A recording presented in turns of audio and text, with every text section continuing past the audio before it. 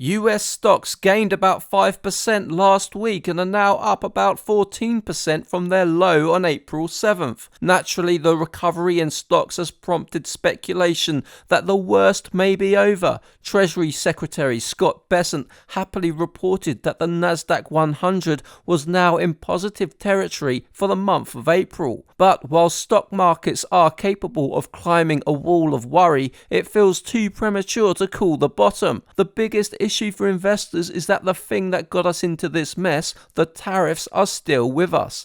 10% tariffs are still in place with most trading partners, and China tariffs are still a whopping 145%. Trump has indicated he will soften his stance and bring those tariffs down, but there's still no evidence of him having any discussions with China. Meanwhile, Trump provided more proof at the weekend that tariffs, at least in some form, are here to stay. Posting on Truth Social, he said that once tariffs cut in, they might be used to eliminate income taxes entirely. Of course, this idea has been debunked by economists who say the math simply doesn't add up. The Council on Foreign Relations called the idea foolhardy and irresponsible. Meanwhile, worrying data points are now starting to stack up. Over the past week, company earnings calls have been punctuated with messages of huge uncertainty.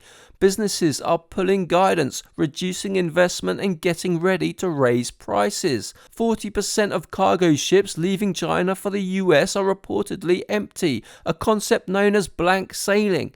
Walmart and Target managers have warned that tariffs could lead to empty shelves in a matter of weeks. Perhaps the best analysis so far is a presentation put together by Apollo Global Management. The report provides 30 charts showing the recent impact of Trump's tariffs. For example, a sharp decline in S&P 500 earnings estimates, a collapse in new manufacturing orders, declining CEO and consumer confidence, increasing concerns about job losses and higher inflation, increasing credit card delinquency rates, and a worrying collapse in tourism to the US. Taken individually, an economic chart may be regarded as noise, but taken as a whole, it's clear there are some bad things happening. And that makes total sense, because Trump's trade policies are backward. They appear to have been devised without any consideration of second or third order effects.